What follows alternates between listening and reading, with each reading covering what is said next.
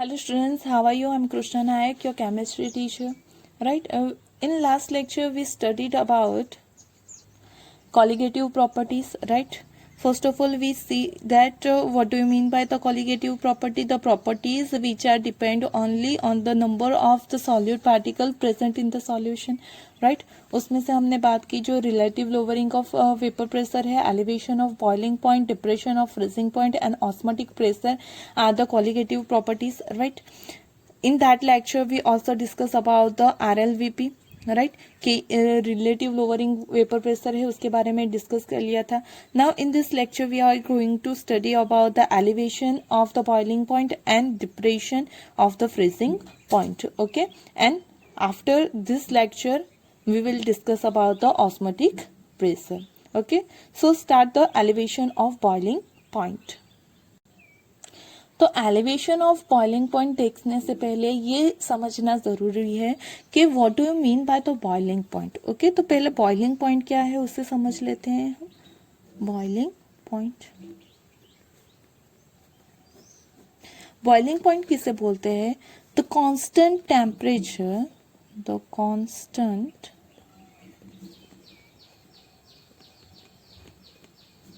temperature at which vapor pressure, the constant temperature at which vapor pressure of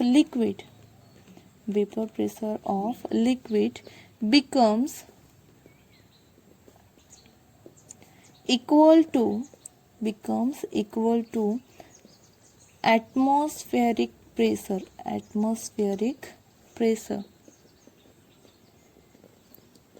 is called boiling point. सही है. तो boiling point किससे बोलते हैं?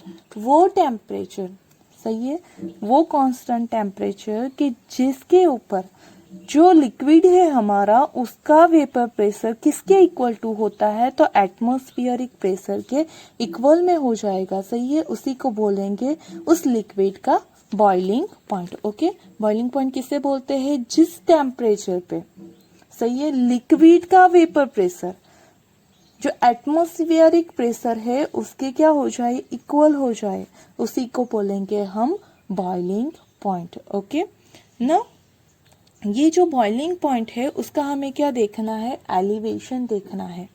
Okay, elevation of boiling point. Elevation of boiling point क्या है? मतलब कि जब हम addition of non volatile solute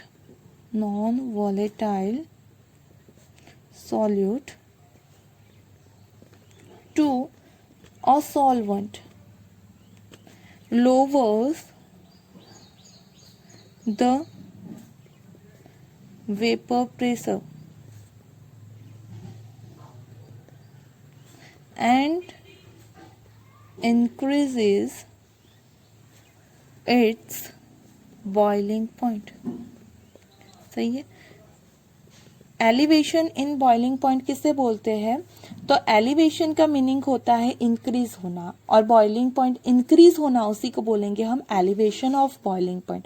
अब जो इंक्रीजिंग ऑफ बॉइलिंग पॉइंट है वो कैसे होगा? तो सपोज कि हमारे पास क्या है? कोई प्योर सॉल्यूट है.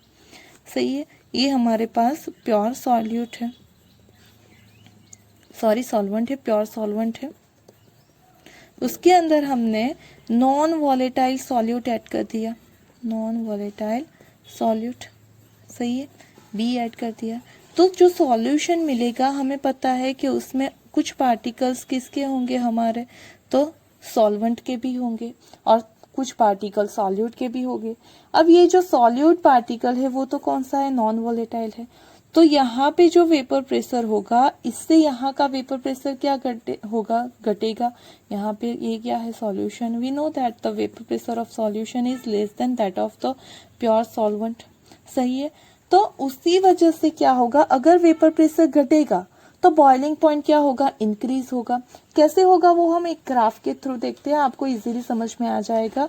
ग्राफ देखोगे तो कि कैसे हमारा जो सॉल्यूट है वो ऐड करने से वेपर प्रेशर कैसे डिक्रीज हो रहा है और बॉइलिंग पॉइंट कैसे इंक्रीज हो रहा है. ओके, तो हम यहाँ पे वेपर प्रेशर और टेम्परेचर की बात हो रही है, बॉइलिंग पॉइंट मतलब टेम्परेचर है। तो हमने यहाँ पे एक ग्राफ प्लॉट कर लिया है किसका, प्रेशर वर्सेस टेम्परेचर का। ओके, वहां पे ये जो लाइन मैंने प्लॉट की है स्ट्रेट लाइन, वो किसके लिए है, तो 1 atm जो हमारा एटमॉस्फेरिक प्रेशर कितना होता है 1 atm होता है, तो उसी के लिए मैंने क्या कर दिया है, एक लाइन प्लॉट कर दी है। अब अगर हम ले यहाँ पे सपोज कि मेरा एक मैंने क्या लिया है, ये प्योर सॉल्यूट है, प्योर सॉल्वेंट है। ओके, सॉल्यूट नहीं है, प्योर सॉल्वेंट है। अब अगर मैं क्या करूं, धीरे धीरे टेम्परेचर राइज करूंगी, तो हमें पता है टेम्परेचर इंक्रीज करने से वेपर प्रेशर क्या होगा, इंक्रीज होगा। टेम्परेचर इंक्रीज करेंगे then vapour pressure will be also increases, right. तो यहाँ पे हमारे टेम्परेचर के इंक्रीज करने के साथ साथ जो वेपर प्रेशर है वो भी क्या हो रहा है, इंक्रीज हो रहा है। जब इस सॉल्वेंट का वेपर प्रेशर कितना होगा 1 atm जितना, मतलब यहाँ पे ये दोनों लाइट जब इंटरसेक्ट करेंगी, मतलब कि जो हमारा सॉल्वेंट है उसका वेपर प्रेशर यहाँ पे कितना हो गया, तो 1 atm हो गया। सही है, किसके लिए है, सॉल्वेंट के लिए है। तो ये जब ये टेम्परेचर है, अगर यहाँ से मैं सीधा एक लाइन एक्स एक्सिस पे ड्रॉ कर दूं, सही है, तो हमने डेफिनेशन में क्या बोला कि बॉइलिंग पॉइंट किससे बोलते हैं, जिस टेम्परेचर पे सॉल्वेंट का या किसी भी लिक्विड का वेपर प्रेशर 1 atm मतलब एटमॉस्फेरिक प्रेशर जितना हो, उसी को उसका बॉइलिंग पॉइंट बोलते हैं। तो ये सॉल्वेंट के लिए मेजर किया, प्योर सॉल्वेंट है तो उसके टेम्परेचर को हमने क्या लिख दिया, TB0। टी मतलब टेम्परेचर, बी का मतलब है बॉइलिंग पॉइंट, और ये नॉट लिखा है मैंने प्योर की वजह से। सही है। अब क्या किया, तो हमने सॉल्वेंट के अंदर सॉल्यूट को ऐड कर दिया, तो क्या हुआ, जो सॉल्यूशन था उसका वेपर प्रेशर डिक्रीज हो गया। सही है, मतलब अगर किसी टेम्परेचर एक की बात करें तो तब यहाँ पे अगर जो दोनों का टेम्परेचर मैंने सेम लिया है, लेकिन इसके कंपेयर में इसका वेपर प्रेशर क्या होगा, कम। तो इसी टेम्परेचर के लिए मैं प्लॉट करूं तो शायद यहाँ पे मुझे मिले सॉल्यूशन का वेपर प्रेशर। धीरे धीरे जब इंक्रीज करेंगे टेम्परेचर तो इसका वेपर प्रेशर भी क्या होगा, इंक्रीज होगा। तो उसके लिए मैं एक लाइन प्लॉट कर देती हूँ। ओके, एक इसके लिए हमारे सॉल्यूशन के लिए। सही है। अब उसका भी जब वेपर प्रेशर कितना होगा 1 atm जितना होगा, तभी तो उसका हम बॉइलिंग पॉइंट बोलेंगे।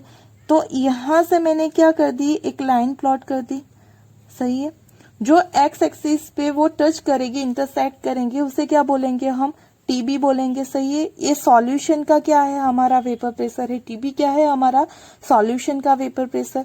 मतलब कि जिस वेपर प्रेशर पे हमारा सॉल्यूशन बॉईल होना स्टार्ट होता है और उसका वेपर प्रेशर जो है 1 atm जितना होता था, तो उसी टेम्परेचर को हम सॉल्यूशन का वेपर प्रेशर। यहाँ पे अगर आप देखो तो यहाँ पे कोई एक गैप मिल रही है, दोनों के बीच में थोड़ा सा डिफरेंस मिल रहा है कि प्योर सॉल्वेंट और जो सॉल्यूशन का बॉइलिंग पॉइंट है उसके बीच में जो डिफरेंस मिल रहा है उसे बोलते हैं हम डेल्टा टीपी। सही है।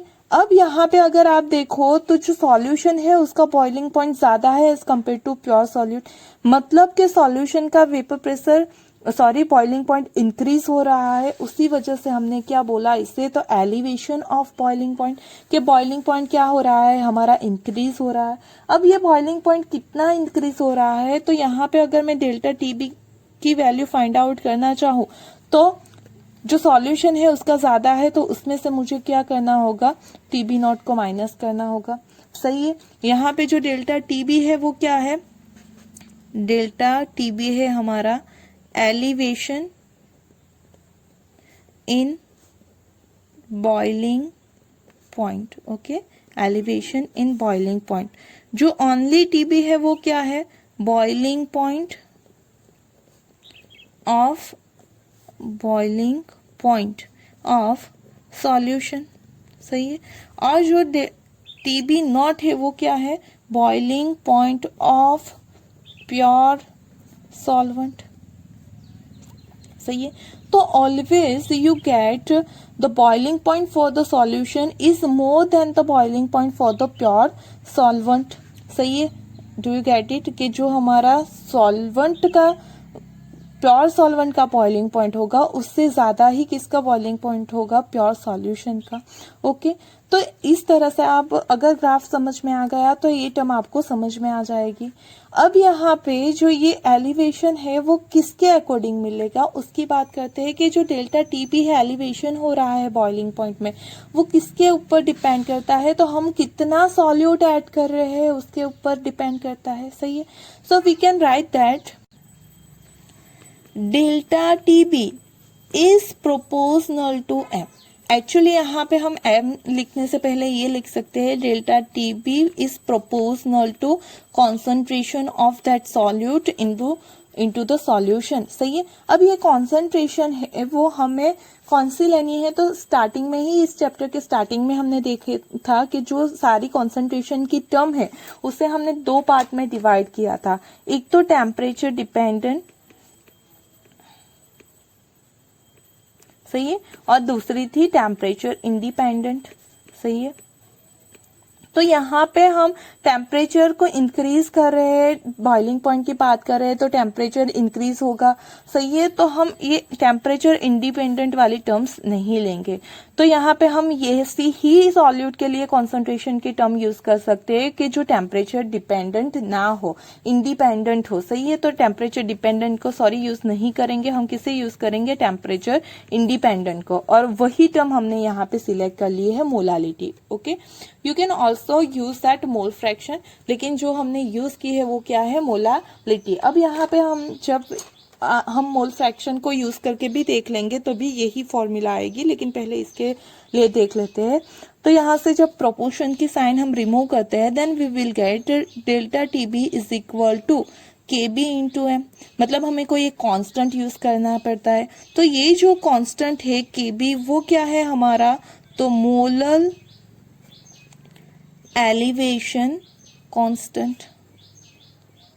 क्यों उसे मोलर एलिवेशन कांस्टेंट बोलते हैं, क्योंकि यहाँ से KB को सब्जेक्ट करोगे then you will get delta TB by M, और m क्या है, मोलालिटी, उसका हम क्या बोलते हैं, मोलर। ए क्या है, elevation in the boiling point, तो ये हो गया हमारा KB मोलर एलिवेशन कांस्टेंट। सही है, अब उसकी अगर आप यूनिट की बात करो तो उसका यूनिट क्या हो जाएगा, तो ये जो डेल्टा TB है उसका यूनिट क्या होगा, या तो डिग्री सेल्सियस या तो फिर केल्विन। सही है, जो मोलालिटी है उसका यूनिट क्या होता है, ओके यहाँ पे हम करके ही देख लेते हैं कि यूनिट क्या हो जाएगा। तो यहाँ KB इज इक्वल टू आ जाएगा हमारा delta TB by M.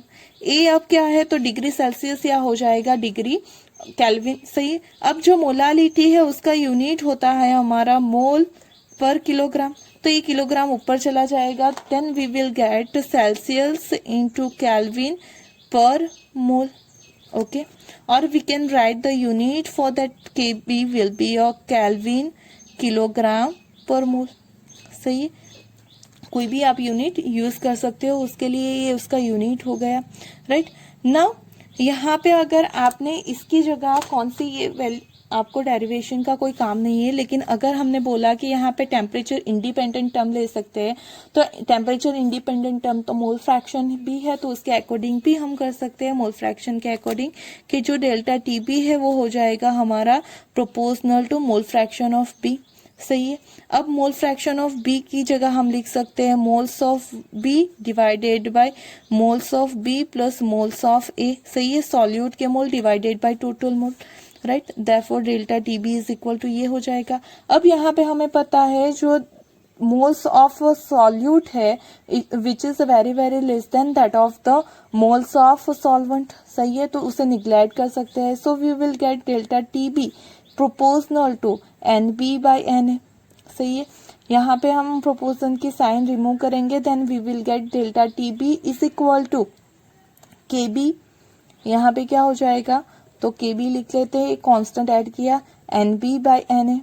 Right now NB की वैल्यू क्या होती है, KB into WB by MB। सही है, इंटू WA बाय MA।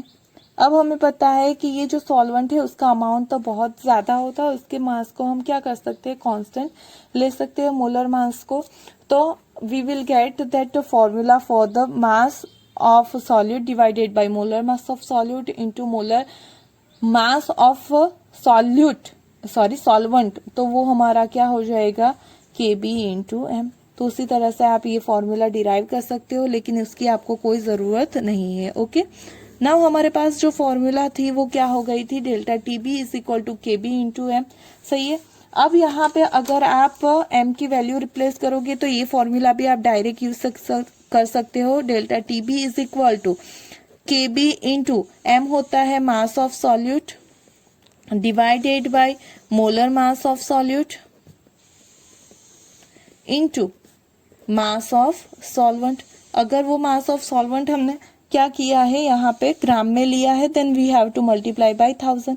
और यहाँ से अगर हमें जो मास हमारा सॉल्यूट ऐड किया है वो कितना ऐड किया है या फिर कौन सा सॉल्यूट ऐड किया है उसका मोलर मास फाइंड आउट करना है तो हम फाइंड आउट कर सकते हैं। ओके, तो ये हो गया हमारा elevation in boiling point. Okay, do you get it? बहुत सिंपल सा है, कोई इतना ज्यादा टफ नहीं है। आपको खास ये चीज साथ में याद रखनी है कि जो डेल्टा टीबी होता है वो always TB minus TB naught होता है, कि सॉल्यूशन का ज्यादा होगा as compare to pure solvent. Okay, अब बात करते हैं हम depression in the freezing point.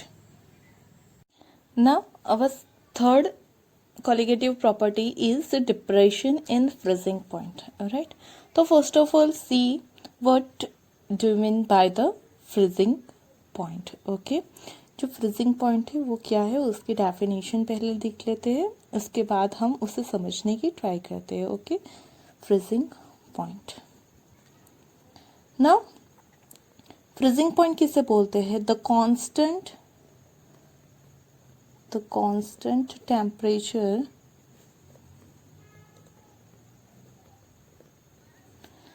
at which vapor pressure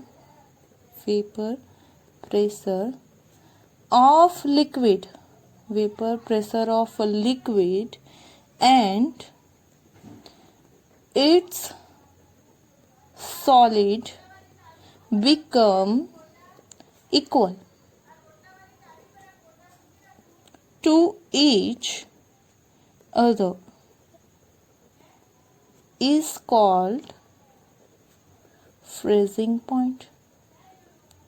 सही है। तो फ्रीजिंग पॉइंट किसे बोलते हैं? वो टेम्परेचर कि जिसके ऊपर हमारा जो लिक्विड है उसका वेपर प्रेशर एंड सॉलिड का वेपर प्रेशर, दोनों का वेपर प्रेशर कितना हो जाए, इक्वल हो जाए, तो उसी टेम्परेचर को क्या बोलेंगे हम? Freezing point. आई बात समझ में? फ्रीजिंग पॉइंट किससे बोलते हैं? ये बात तो सही है कि जब लिक्विड हमारा सॉलिड में कन्वर्ट होता है उसे हम फ्रीजिंग पॉइंट बोलते हैं उस पॉइंट को, लेकिन उसकी एक्चुअल डेफिनेशन क्या है? The temperature when the vapour pressure of that liquid and its solid is become equal, and that temperature is known as the freezing point। तो ये हो गया हमारा फ्रीजिंग पॉइंट। अब बात कर लेते हैं कि डिप्रेशन इन फ्रीजिंग पॉइंट हम किसे बोलेंगे। ओके, और कैसे होगा मेजर। तो addition of non volatile solute to a solvent decreases its vapor pressure and also its freezing point। Right, कि जब हम सॉल्वेंट के अंदर नॉन वॉलेटाइल सॉल्यूट ऐड करते हैं तो उसका वेपर प्रेशर तो डिक्रीज होता है, साथ में फ्रीजिंग पॉइंट भी डिक्रीज होता है, एंड दिस इज कॉल्ड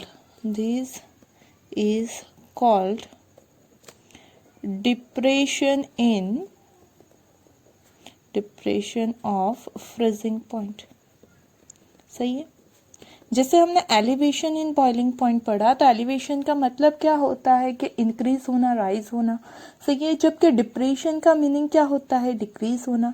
मतलब कि जब हम नॉन वॉलेटाइल सॉल्यूट को सॉल्वेंट के अंदर ऐड करेंगे तो उसका फ्रीजिंग पॉइंट डिक्रीज होगा और उसी को बोलेंगे हम डिप्रेशन ऑफ फ्रीजिंग पॉइंट। अब देखते हैं कि ये जो हमारा फ्रीजिंग पॉइंट है वो कैसे डिक्रीज होता है। ओके, तो जैसे हमने एलिवेशन ऑफ बॉइलिंग पॉइंट पढ़ा, उसी तरह से ग्राफ के थ्रू हम उससे समझने की ट्राई करते हैं कि जो फ्रीजिंग पॉइंट है उसका डिप्रेशन कैसे होता है। तो यहाँ पे फिर से हमने वेपर प्रेशर वर्सेस टेम्परेचर का क्या ले लिया, ग्राफ ले लिया है। अब हमें क्या करना है, फ्रीजिंग पॉइंट देखना है। तो फिर से एक बार उसकी डेफिनेशन देख लेते हैं। किसे फ्रीजिंग पॉइंट बोलते हैं कि जिस टेम्परेचर पे जो लिक्विड है उसका वेपर प्रेशर और वही लिक्विड का जो सॉलिड फॉर्म होता है उसका वेपर प्रेशर, दोनों का वेपर प्रेशर इक्वल हो जाए, उसी को क्या बोलेंगे हम, फ्रीजिंग पॉइंट। तो अगर हम किसी सॉलिड के वेपर प्रेशर की बात करते हैं तो हमें पता है कि सॉलिड का वेपर प्रेशर है वो बहुत इजीली क्या होता है, तो डिक्रीज होता है। टेम्परेचर के डिक्रीज करने से तुरंत सॉलिड का वेपर प्रेशर डिक्रीज हो जाता है। तो सपोज कि ये कोई सॉलिड के लिए वेपर प्रेशर का ग्राफ है। ओके, नाउ अब हमें क्या करना है, तो हमारे सॉल्यूशन को या सॉल्वेंट को हमें क्या करना है, फ्रीज करना है, उसे सॉलिड में कन्वर्ट करना है। तो सपोज कि कोई एक पॉइंट ये हमारा है सॉल्वेंट के लिए, सही है। उसको अगर क्या करेंगे हम, उसका टेम्परेचर डिक्रीज करते जाएंगे, सही है, टेम्परेचर डिक्रीज करते जाएंगे तो एक टाइम ऐसा आएगा कि वो हमारे सॉलिड में कन्वर्ट हो जाएगा।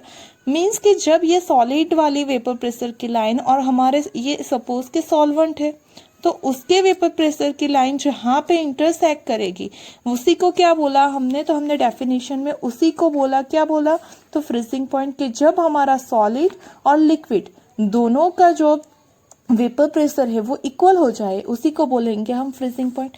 तो यहाँ पे ये पॉइंट ऐसा है कि जहाँ जो सॉलिड है उसका वेपर प्रेशर और जो सॉल्वेंट है उसका वेपर प्रेशर दोनों एक हो रहे हैं। तो इसी पॉइंट को अगर हम क्या करें तो नीचे ले जाए और एक्स से इंटरसेक्ट करेंगे तो हमें जो मिलेगा वो क्या मिलेगा, टी एफ नॉट मिलेगा। ओके, क्या मिलेगा हमें, टी एफ नॉट, सही है। अब क्या होगा, तो हमें पता है कि हमें सॉल्यूशन के लिए भी फाइंड आउट करना है और वी नो दैट के vapour pressure of solution is less than that of the vapour pressure for the pure solvent, सही है। प्योर सॉल्वेंट से जो सॉल्यूशन है उसका वेपर प्रेशर कम होगा।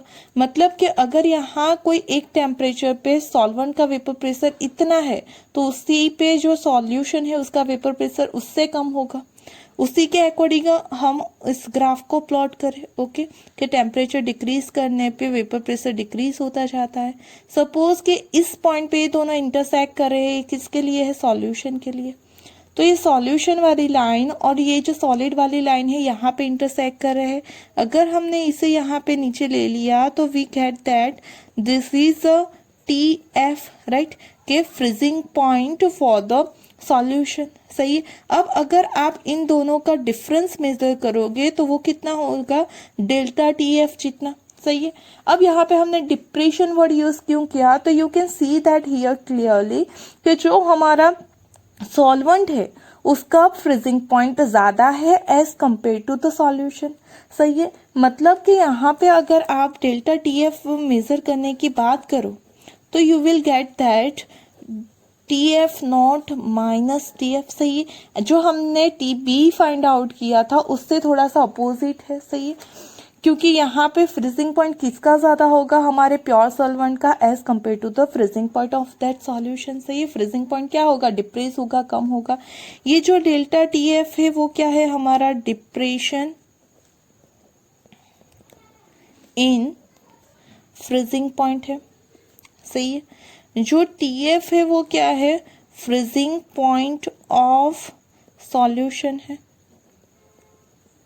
और जो टी एफ नॉट है वो क्या है, तो freezing point of pure solvent. आई बात समझ में। तो जो डेल्टा टीएफ के लिए टीबी के लिए हमने कंपेयर किया था उसी के अकॉर्डिंग हमने एक ग्राफ प्लॉट कर लिया। कैसे प्लॉट किया है इस ग्राफ को हमने, तो ये जो हमने बोला फ्रीजिंग पॉइंट, उससे बोलते हैं कि जब लिक्विड और सॉलिड दोनों का वेपर प्रेशर सेम हो जाए। तो उसके लिए हमें दोनों का वेपर प्रेशर चाहिए। तो पहले हमने सॉलिड के लिए वेपर प्रेशर की लाइन ड्रॉ की। तो हमें पता है थोड़ा सा ही टेम्परेचर डिक्रीज होने पे भी सॉलिड का वेपर प्रेशर ज्यादा डिक्रीज हो जाएगा, सही है, क्योंकि वैसे भी सॉलिड का वेपर प्रेशर इतना होता नहीं है, तो वो तुरंत ही डिक्रीज हो जाएगा। अब सॉल्वेंट का हमने टेम्परेचर डिक्रीज करने पे वो दोनों जब एक दूसरे से मैच होते हैं उसी को हम बोलेंगे उस प्योर सॉल्वेंट का फ्रीजिंग पॉइंट, सही है।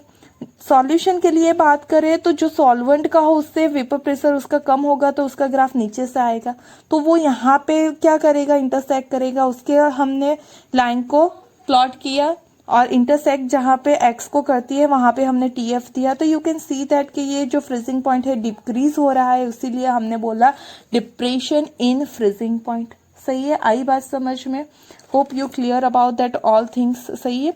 अब जो हमारा डेल्टा टीएफ है it's also proportional to the concentration of solute, के सॉल्यूट हम जितना यूज करते हैं उसके अकॉर्डिंग ये फ्रीजिंग पॉइंट का डिप्रेशन होगा, सही है। सो इसे अगर हम रिमूव करते हैं then we can write that delta T F is equal to K F into M. ये जो सॉल्यूट की कॉन्सेंट्रेशन है हमने एम जो मोलालिटी है उसमें ली, क्यों ली उसे हमने आगे ही एलिवेशन में बात कर ली है। Okay, now here delta T F is equal to we can write that K F into, यहाँ पे मोलालिटी हो जाएगी mass of solute divided by molar mass of solute, सही है, इनटू मास ऑफ सॉल्वेंट। और ये अगर ग्राम में है then we have to multiply by the 1000, right. जहां पे डेल्टा टी एफ था आगे ही हमने लिख लिया, तो फिर से हम नहीं लिखते हैं। जो के एफ है वो क्या है, तो के एफ को बोलते हैं हम मोलर डिप्रेशन कांस्टेंट, सही है, मोलर डिप्रेशन कांस्टेंट उसे बोलेंगे हम।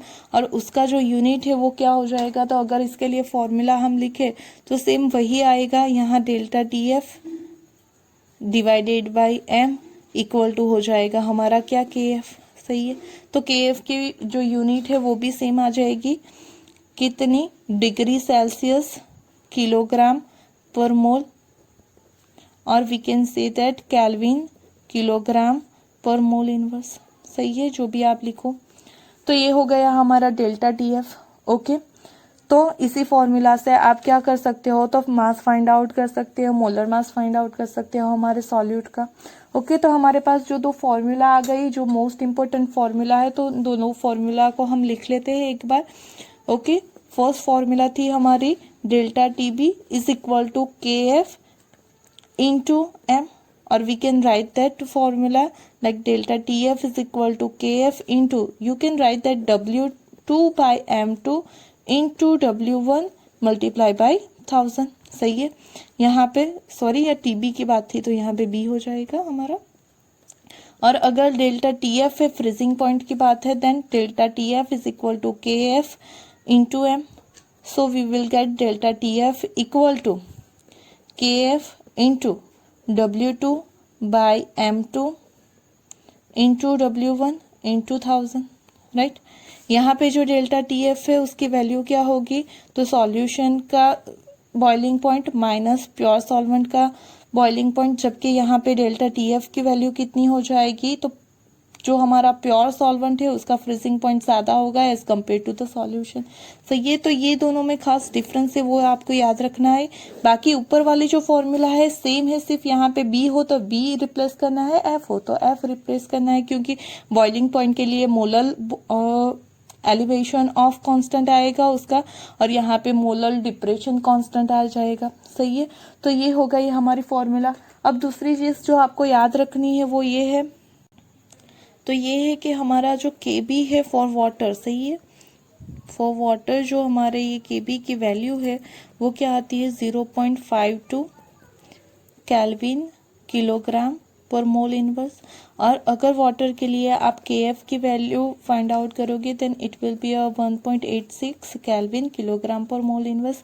एक्चुअली क्या है, न्यूमेरिकल्स में वैल्यू दी जाती है, लेकिन जब वाटर की बात हो तो कई बार ऐसा भी होता है कि उनकी वैल्यूज ना दी गई हो, तो आपको ये याद रखनी है। और इन दोनों वैल्यू के ऊपर से आप ये बोल सकते हो कि जो हमारा KF है उसकी value always greater than KB होगी, कि जो हमारा KF है उसकी value always greater than KB होगी। ओके, तो ये हो गया हमारा elevation in boiling point and depression in freezing point. अब हमारी जो लास्ट क्वालिटेटिव प्रॉपर्टी बची है ऑस्मोसिस और ऑस्मोटिक प्रेशर, उसके बारे में हम नेक्स्ट वीडियो में डिस्कस करेंगे। Hope you understand about that all things. If there is any query you can ask me. Okay, thank you.